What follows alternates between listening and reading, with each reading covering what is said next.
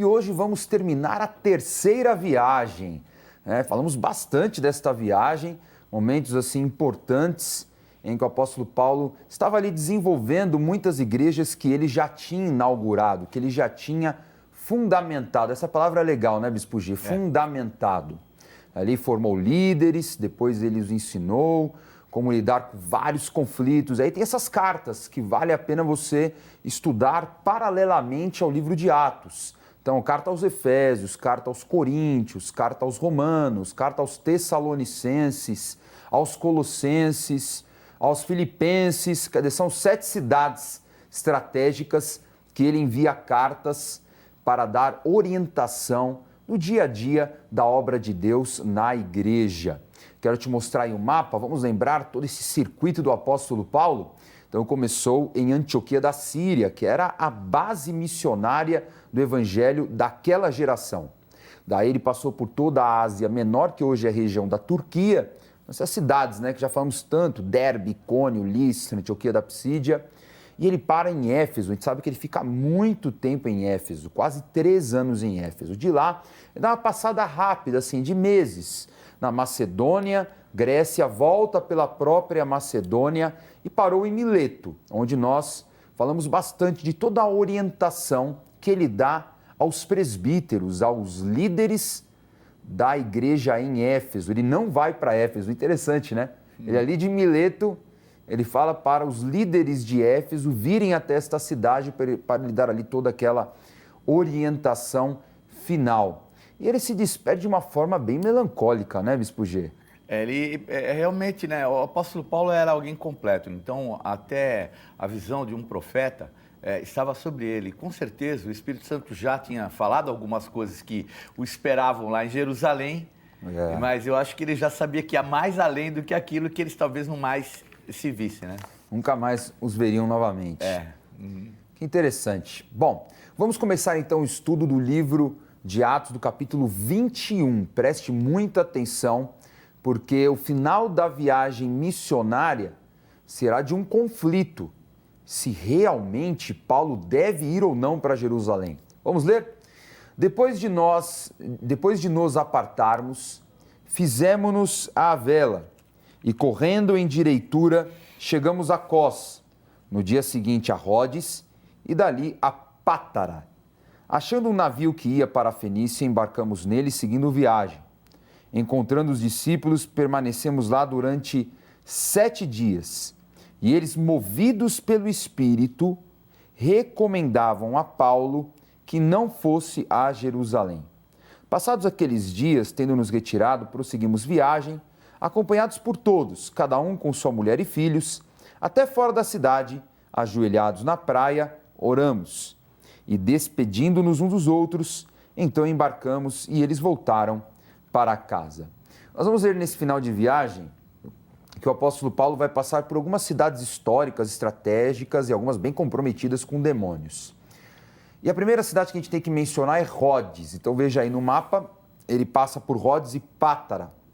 Rodes é uma ilha muito famosa. Por que Rodes é uma ilha tão famosa, Bispo G? A ilha de Rodes, ela é uma ilha que fica num encontro, né, praticamente de 3 continentes. Você vê ali a Ásia, né, também Europa e também África. Então ela fica numa região muito complexa, comercialmente espetacular. Então sempre foi um polo comercial muito desenvolvido. Então aquela região, inclusive, ela era a segunda cidade assim, em crescimento, aquela ilha, né? Tinha a ilha de Creta, próximo, Chipre, mas ela era de um desenvolvimento muito grande. E também por um outro fator, né? Um fator até linguístico, né? As características gregas dela. Então a gente percebe que pelo fato dela ter como que a marca que vinha da Grécia, da Macedônia, e ao mesmo tempo ela tinha um lado da Turquia e já também uma parte mais ali do Oriente, do Oriente Médio. Então ela era vamos dizer assim, um mesclado de etnias que fazia dela assim, algo historicamente muito grande. E um dado muito mais importante ainda era o famoso Colosso de Rhodes, né? Então tinha uma estátua lá, que é a estátua de um titã, que era um deus, entre aspas, um deus primordial, e aquele colosso, né, era uma estátua do rei Sol, que era um rei, vamos dizer assim, venerado, chamado Hélios. Então, até hoje a gente vê, né? Heliópolis é a cidade do sol. Então, Hélio, e esse se tornou essa estátua uma das principais, né? Uma das 7 grandes maravilhas do mundo antigo. Então, também muito conhecida. Por volta do ano 300 e pouco, ela foi criada. Ela ficou ali até o ano 220 e pouco, mais ou menos, onde teve um terremoto. E nunca mais foi erguida essa estátua. Ela tinha por volta, mais ou menos, de uns 32 metros de altura. Então, na época, era um colosso mesmo. Então, hoje seria mais ou menos que a Estátua da Liberdade, né? O tamanho da Estátua da Liberdade, desde o chão até a ponta, né, da coroa da Estátua da Liberdade, seria esse o tamanho do Colosso de Rhodes e que o mundo inteiro conhecia. Então, um local, assim, realmente diferenciado. E uma das ilhas mais bonitas, né, daquela região, né? O Mar Egeu é um espetáculo, tem ilhas fantásticas, né? E Rhodes, sem dúvida, está nesse grupo. Eu estava vendo hoje, inclusive você comentou isso, eu falei, meu Deus, que lugar maravilhoso, porque algumas fotos de cima você vê de um lado o mar azulado, do outro lado ele verde esmeralda, só um istmo pequeno no meio, e de um lado de uma cor, do outro de outra, uma coisa assim impressionante. E tem alguns lagos, né, em regiões vulcânicas, é impressionante. Agora tem uma pergunta, Bispo G, há um debate aqui durante essa reta final, se realmente Paulo deve encarar Jerusalém. Provavelmente já sabia, por muitas regiões do Império Romano, que Paulo não era bem-vindo em Jerusalém.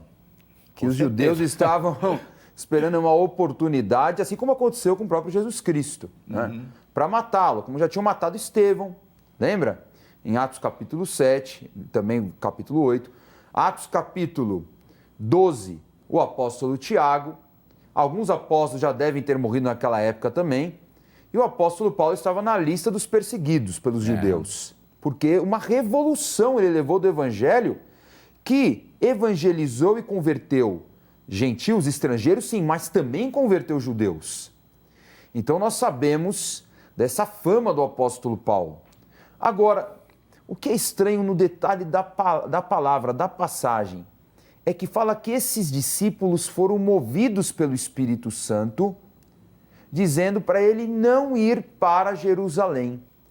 Ele estava desobedecendo o Espírito Santo? Eu não creio que ele estivesse desobedecendo o Espírito Santo. E eu acho que tudo que nós fazemos, Bispo Dani, tem o nosso livre-arbítrio. Então, ali o Espírito Santo sabia o que viria sobre a vida de Paulo.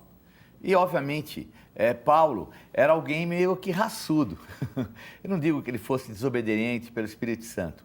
Então, a gente vê Lucas, né, ele que escreveu essa carta, ele falando do sentimento que os discípulos demonstravam ali. Mas o chamado, o envio de Paulo era muito acima daquele sentimento até pelo fato de saberem que ele ia sofrer. Porque ele próprio já tinha até dito que o esperavam lá em Jerusalém tribulações, né? A palavra tribulum é a palavra chicote. O tribulum era uma espécie de um chicote que tinha pontinhas de chumbo.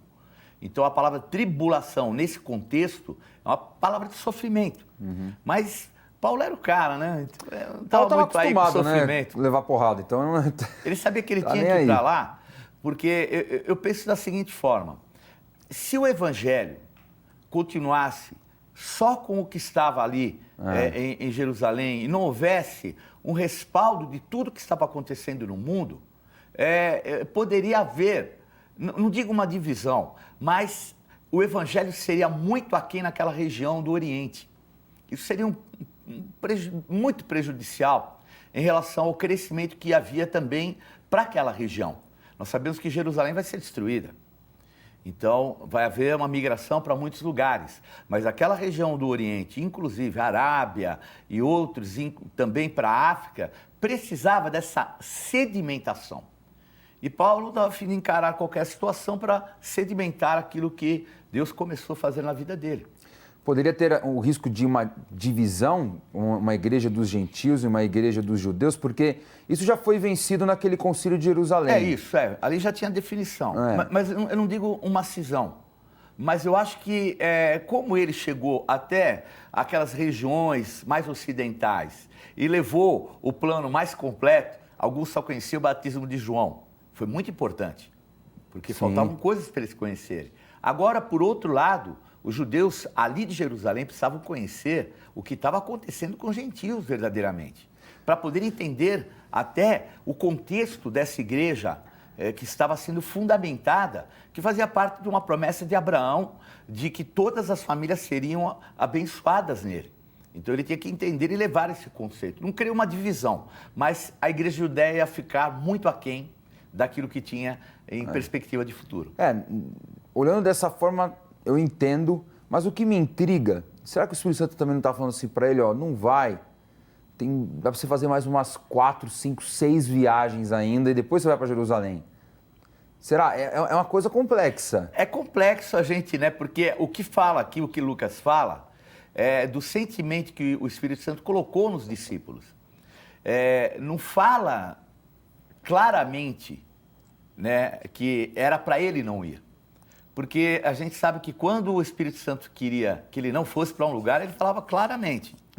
Não entres aqui, era bem isso aí, ó, não vá para a Ásia, vai para lá. Era imperativo, isso é fato. Então, e Paulo não tinha qualquer tipo de resistência, mas eu acho que assim, ele tinha um livre-arbítrio, sabia que as tribulações viriam, mas ele entendia que o plano de Deus na vida dele, ele tinha que voltar para Jerusalém e trazer essa fundamentação mais completa. Porque o versículo 4 fala, né, recomendavam a Paulo não ir, né? Não era algo assim, ó, o Espírito Santo ele diz que não é para você ir. É isso mesmo. Então recomendavam pela questão do sofrimento, do que estava por enfrentar, né? Eles amavam Paulo, né? Paulo era assim, alguém tão dedicado e entregue, um exemplo, né, de envio verdadeiro, que acho que tinha como não amar um homem desse.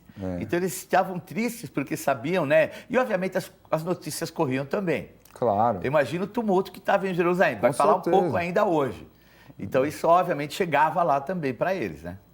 Eu falo dessa questão, que se ele poderia ser poupado, porque nós vamos ver no século II, principalmente no século II, no final do século I para o século II, muitas pessoas morrendo na perseguição romana. Nós sabemos que vão ter, assim, no século I ainda 3 grandes perseguições romanas por imperadores insanos, né? Enfim.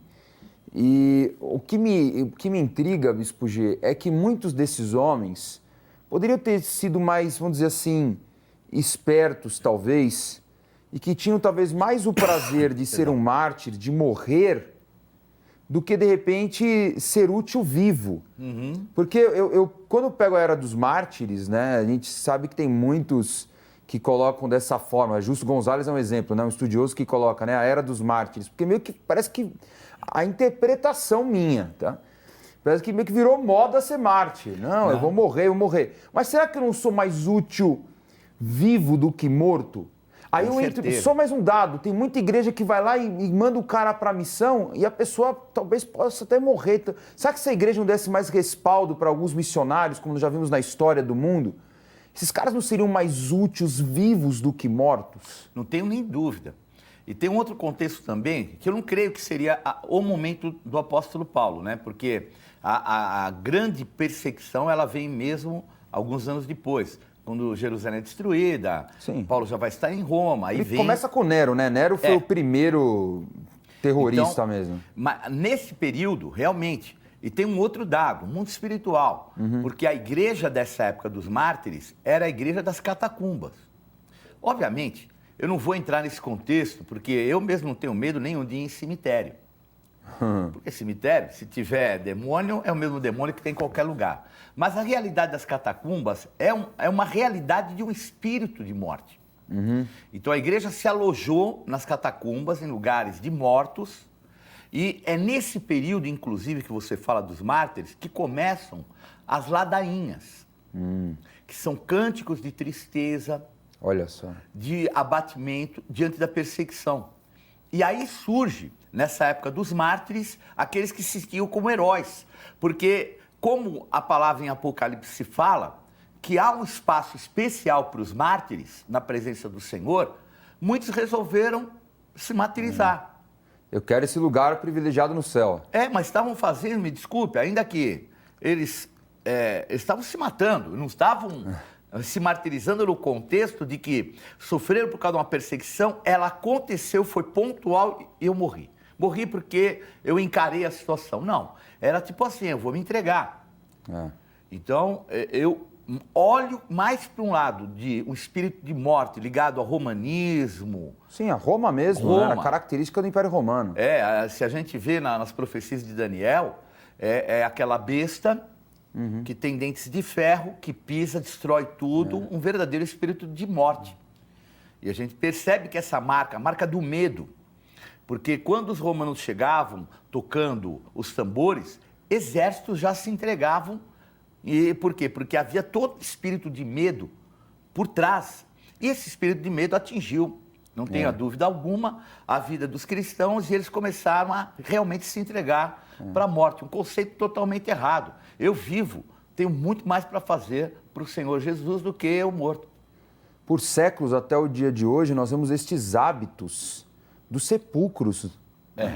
Os hábitos que depois se misturaram quando o Império Romano tornou oficial o cristianismo, e aí os ídolos começaram a surgir, as estátuas dos santos, e toda essa mistura, né, da cultura politeísta com o cristianismo.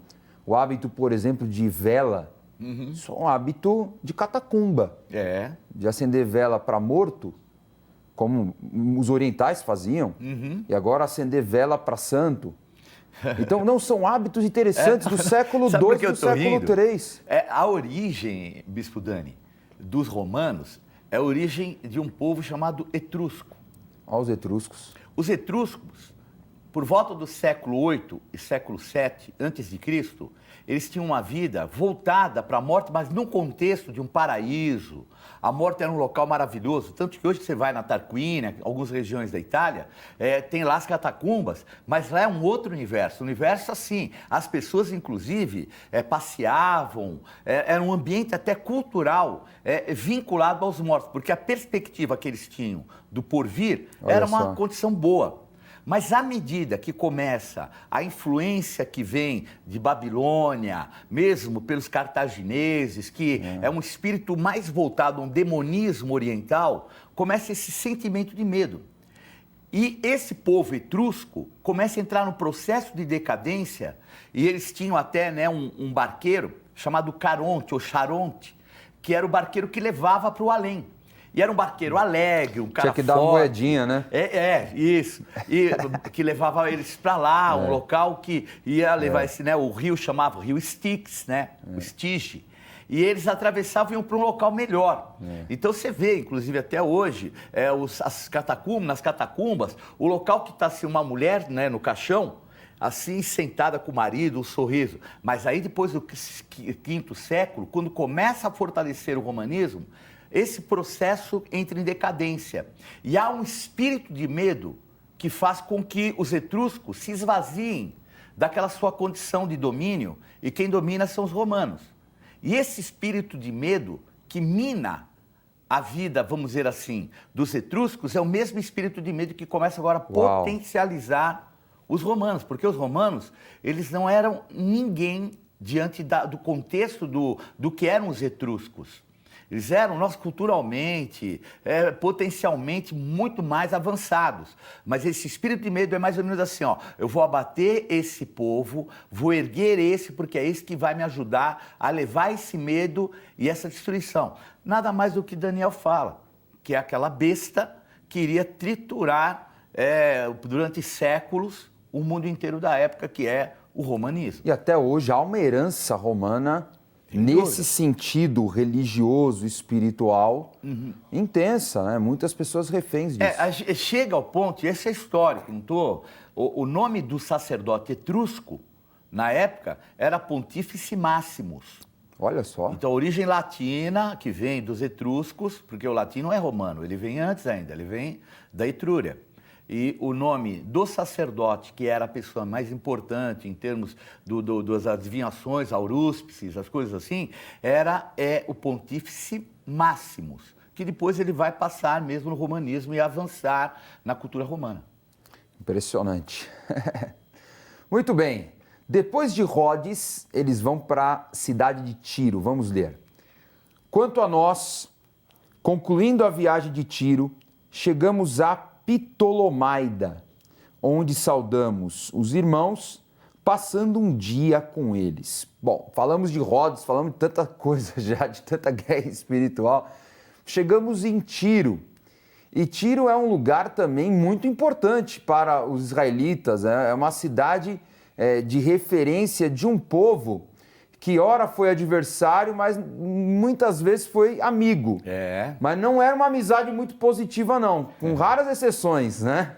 No caso de Salomão e tal, mas... Money! Mas o assunto era dinheiro. Porque culturalmente os fenícios, eles eram muito malignos, assim, né? Muito contaminados espiritualmente. Explica um pouquinho pra gente o que representa Tiro. Então, Tiro era a capital e era uma fortaleza dos fenícios, né? Os fenícios eram um povo muito avançado, principalmente na cultura marítima. Então, eles que faziam todo esse comércio ali daquela região, que é feita no mar Mediterrâneo, eles que faziam. Tanto é que uma princesa, né, que nós comentamos esse povo, uma princesa do Fenícia vai para a África, bem próximo ali daquela região onde está a Itália, e nessa região aí também é colocado um outro também grupo, né, um reino chamado cartaginês, são os fenícios. Então, os fenícios dominavam o mar Mediterrâneo, o comércio. Então, acho que dá para ver até no mapa a localização de Tiro, também uma localização estratégica, ela é um pouco mais voltada para a África, um pouco mais voltada para o Oriente, e ela faz uma ligação principal com o Egito. Então, o Egito era outro polo muito, muito importante culturalmente, e esse ponto que eles faziam, esse contato, fazia com que eles não só dominassem a parte comercial, mas também dos relacionamentos com outra área ainda, né? Porque a gente pode ver o Mar Vermelho, através do Mar Vermelho, dá para chegar até a Índia. Então, vai para o Oceano Índico, você vai subindo. Então, todo esse comércio eles faziam. Então, eles eram assim, eles eram os mais poderosos da localidade. Não tinham um grande território, como a gente poderia ver os persas, ou outros, o Império Médio e assim por diante, a própria Síria, né? Porque a Síria também tem como que uma aliança, né? Era um rei sírio que vai aí nessa região. Então, eles têm um potencial muito grande a ponto de todo mundo temer. Por quê? Porque se eles precisassem, eles tinham tanto dinheiro que eles pagavam para guerrearem por eles. Mercenários, né? Mercenários. É histórico, eles pagavam muitas vezes. E esse lado também estratégico é que essa fortaleza que ficava numa ilha, que ficava mais ou menos 700 metros da praia, dava um aspecto que ninguém dominava. Imagina, um dos povos que vieram para cercá-los ficaram 11 anos fazendo um cerco ao redor para que caíssem as muralhas de Tiro. E não conseguiram. Impressionante. Aí vem depois, mais para frente, vem Nabucodonosor, que dominou praticamente o mundo inteiro, fica 5 anos e não consegue derrubar e não consegue tirá-los dali. Então, alguém que realmente eram os caras da época, que ninguém tirava, né? E tem um lado até, vamos colocar assim, né? Porque é usado um lado desse potencial tão grande de Tiro, que o rei de Tiro, ele tem, vamos dizer assim, uma simbologia, ele é um tipo do próprio inimigo, né? Então ele foi usado como uma referência a Ezequiel 28 para explicar a origem de Lúcifer. Né? Quando nós vemos essa revelação que vem através de Ezequias, sobre Ezequiel, no capítulo 28, aliás, com o profeta Ezequiel, ele fala a respeito do sinete da perfeição, querubim ungido, que estava no Éden. Então, quem é ele? É tido ali o tipo do rei de Tiro. Então, o rei de Tiro era o cara do maior potencial que tinha em toda aquela região. Então, para ver, os assírios não conseguiram, os babilônicos não conseguiram. Então, a gente vê esse contexto, ele era similar à ideia do que seria, vamos dizer, a ostentação de Lúcifer. No nosso canal no YouTube tem aula sobre isso, gente. Muito legal. Esse texto de Ezequiel 28, falando, né? Tu eras o querubim ungido, habitava entre as pedras, conta tudo, né? Na multiplicação do seu comércio corrompeu, caiu e assim por diante. o comércio é o que corrompeu ele, que o comércio era a marca de Tiro. E outra curiosidade, né? Da região de Tiro e de Sidom, Sidom era outra cidade irmã de Tiro, vem Jezabel, É, E isso é uma mesmo. aliança que foi destruidora para o reino de Israel. Destruidora. Todo mundo conhece Jezabel, Acabe, toda essa história. E essa região da Fenícia hoje seria a região do Líbano. E curiosamente, Bispo G, o Líbano talvez seja, se não o mais, um dos países árabes mais abertos a relacionamento com o Ocidente. Ele é realmente, né? Nós Como os vemos, fenícios eram. infelizmente, com toda essa situação que a gente vê aí, de guerras, tudo, né? O Líbano foi por muito tempo chamado a Pérola do Oriente. É. Então, não é à toa que tem esse contexto histórico milênios. E eles sempre tiveram essa abertura, principalmente por esse lado comercial, né? Então, os sírios, os libaneses, né? A gente sabe aqui em São Paulo tem muitos, né? Nós temos um hospital referência que é sírio-libanês. Então, a gente vê esse lado também de um potencial muito grande que já naquela época era já tremendo e hoje ainda é, né? Muito bem, falamos de Tiro, próxima cidade, Atos 21, versículo 8. No dia seguinte partimos e fomos para Cesareia, e entrando na casa de Filipe, o evangelista, que era um dos 7, ficamos com ele. Tinha este 4 filhas donzelas que profetizavam. Vamos lá, Bispo G, chegamos em Cesareia Marítima, que é uma cidade bem pertinho, né, de Tiro, não é muito longe não, né? Passa Sidom, chega em Cesareia, que é uma cidade incrível. Já sabemos que essa cidade foi construída por Herodes, em homenagem a César e tudo mais. É uma visita muito legal para quem vai a Israel. E Filipe, que é um evangelista famoso, muitos sabem, né, como ele levou o evangelho a Samaria, a história, por exemplo, com o etíope, né, de aquele eunuco de Candace, em Atos 8, tem várias histórias. Mas o que significa ser um dos 7? Isso, um dos 7. Quem são esses 7? São os 7 primeiros diáconos da igreja.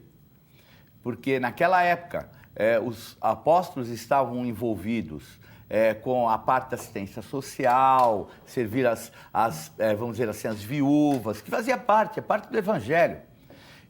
Mas a preocupação maior para eles, até pelo potencial que eles tinham, era de levar o evangelho, salvação e assim por diante. Como ficou muito complexa essa parte da assistência social, ele teve que erguer 7 homens, que eram homens que tinham referenciais de sentimento, de formação, de equilíbrio, pessoas aprovadas, e aí são escolhidos os 7 primeiros diáconos. E ele, Filipe, era um dos 7 diáconos.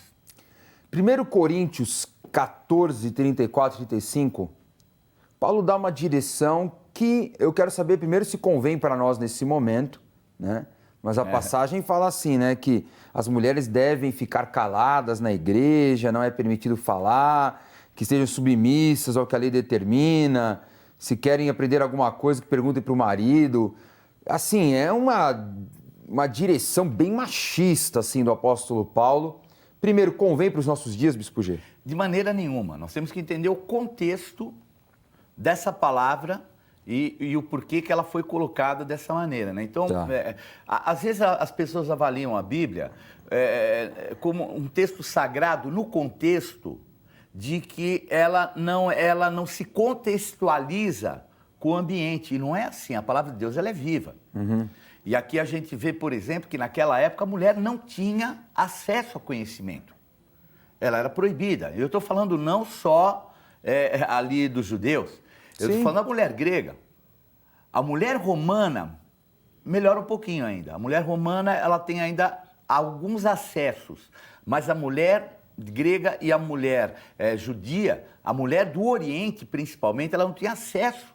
E como é que ela vai falar se ela não tem conhecimento?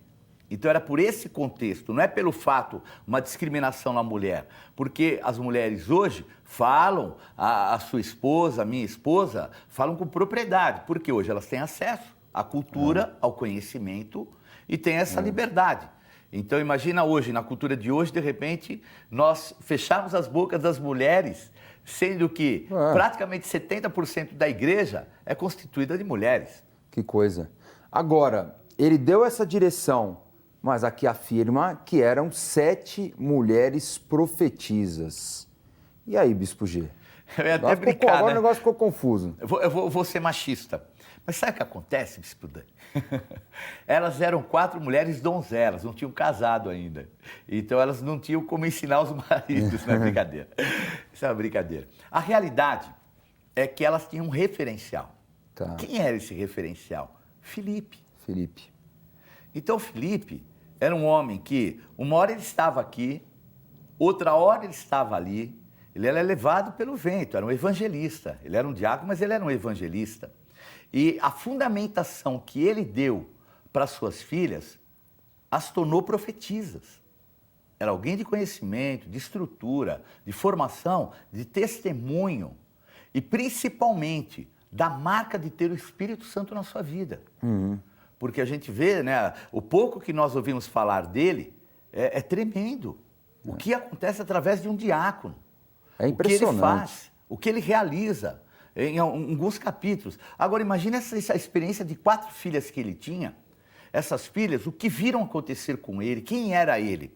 Então, a delegação, porque a delegação da unção, ela também é familiar. E ele, um homem de Deus, e a gente percebe que ele também, mesmo sendo um evangelista e sendo também um diácono, ele era um profeta. Nós vemos ali em Samaria, quando ele libera uma palavra profética, ela se cumpre. E isso levou o quê? Essa herança espiritual para dentro da sua casa. Então, era maravilhoso. Então, essas mulheres profetizavam. Agora, um detalhe também muito importante, elas eram donzelas. E se nós olharmos a vida de um evangelista, ele anda muito para lá e para cá. Eu imagino que ele não tinha tanto cuidado, entre aspas, com as filhas como poderia ter, mas ele tinha vida no altar, ele tinha vida de santidade, e as filhas, mesmo ficando às vezes sozinhas, eram donzelas preservadas em santidade. Elas poderiam ser usadas em outros momentos, porque também a narrativa de 1 Coríntios 14 é muito ligada ao culto, né? Ao momento da reunião na igreja. E, de repente, eram mulheres usadas em visitas. Ia visitar alguém, liberava uma palavra, tinham visões, tinham experiências com o Espírito Santo. Deus trazia ali direções através delas para o próprio Filipe. E nós vemos que elas eram muito conhecidas, né? A forma como Lucas apresenta aqui eram figuras conhecidas do Evangelho naquela geração. Figuras importantes. Bom, fechamos esse ciclo de Cesareia. E aí a preparação para enfrentar Jerusalém. Então a gente se lembra que lá em Pátara, os discípulos já falaram assim, ó, não vai, melhor ficar aí e tal. Veja o que vai acontecer agora. Atos 21, versículo 10. Demorando-nos ali alguns dias, desceu da Judéia um profeta chamado Ágabo. Guarda esse nome. Ágabo já era conhecido, hein, gente? Já apareceu antes. E vindo ter conosco, tomando o cinto de Paulo, ligando ele os próprios pés e mãos, declarou: Isto diz o Espírito Santo. Assim os judeus em Jerusalém farão ao dono deste cinto e o entregarão nas mãos dos gentios. Quando ouvimos estas palavras, tanto nós como os daquele lugar, rogamos a Paulo que não subisse a Jerusalém. De novo, Bispo G, recomendação, tô avisando, hein? Você vai chegar lá e vai ser preso. Ágabo não é contrário, Ágabo não fala assim, ó, não vai, Deus não quer, não pode. Não. Ele fala, saiba do que você vai enfrentar. E ele tinha esta fama, vamos dizer assim, né? Era conhecido pelo ministério profético. Ministério profético era algo para aquela época apenas ou para os nossos dias também? Não, para aquela época e para os nossos dias principalmente, né? Hoje, a essência do ministério apostólico, ele é profético, porque o altar das nossas ministrações são altares proféticos. Sem dúvida. As palavras são ministradas, as ofertas, tudo que nos é ministrado hoje, esse teor profético é marca.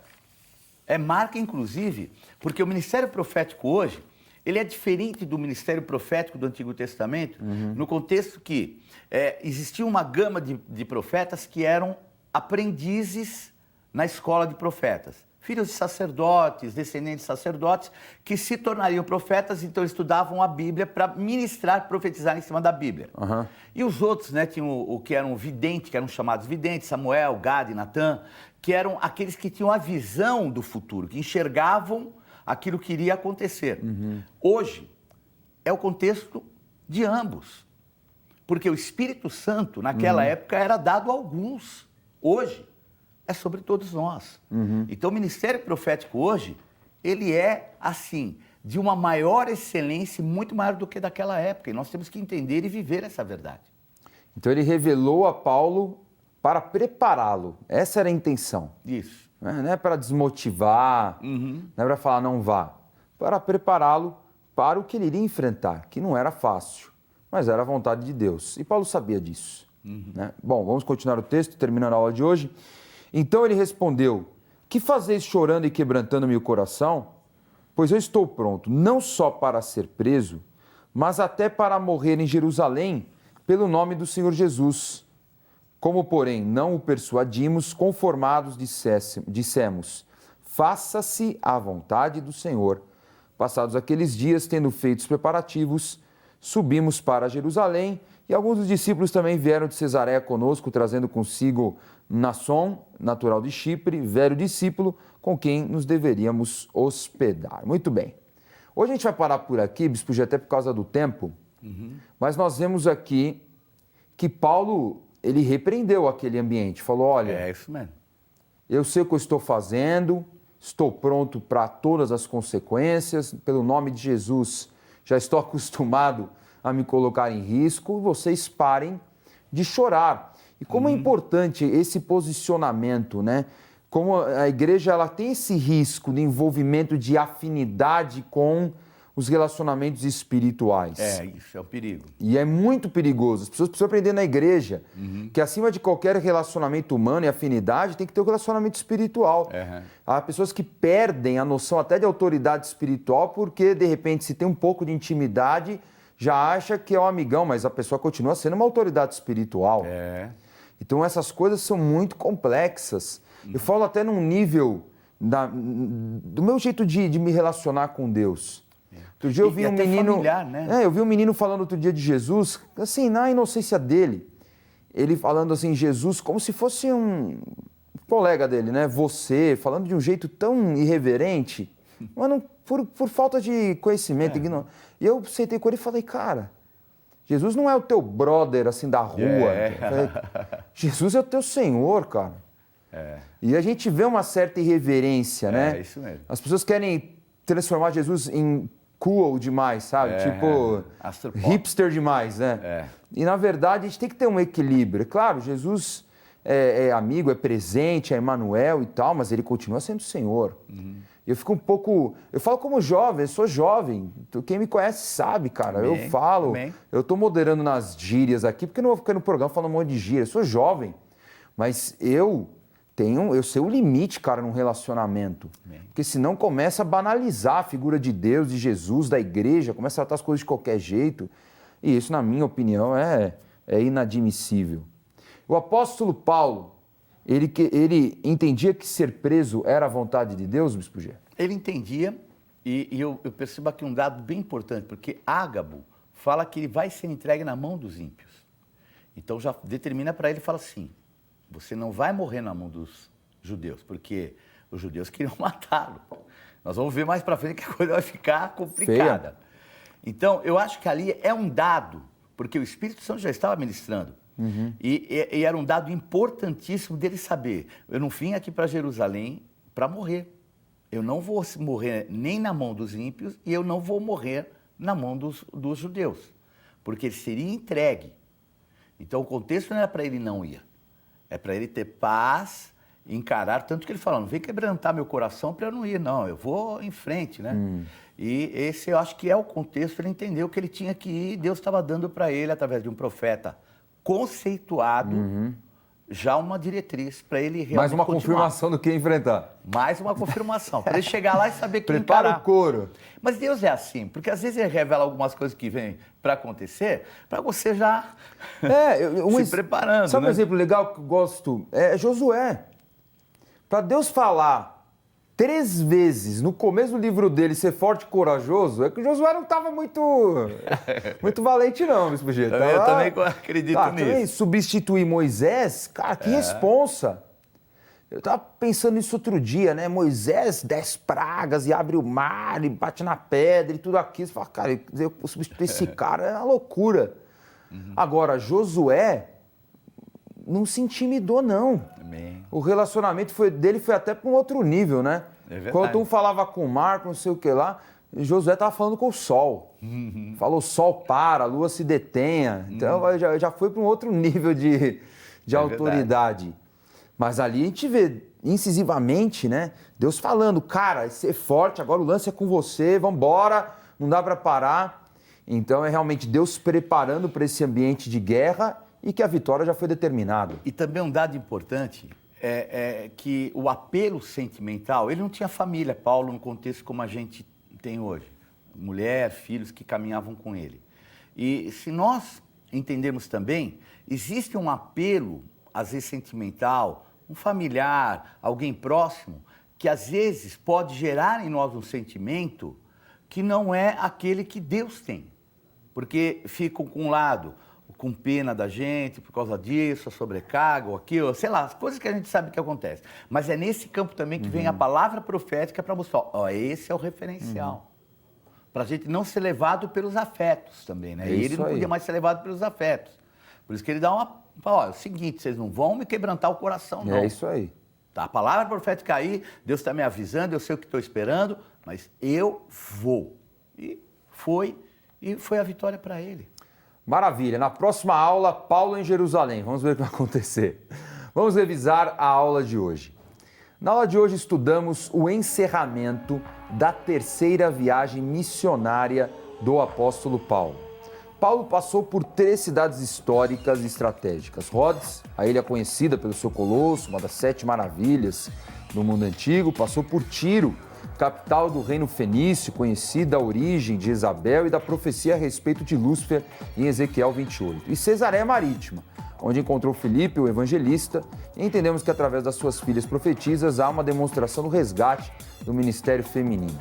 Também estudamos o debate a respeito de Paulo ir para Jerusalém, mesmo com muitos irmãos movidos pelo Espírito Santo contrariamente a esta decisão.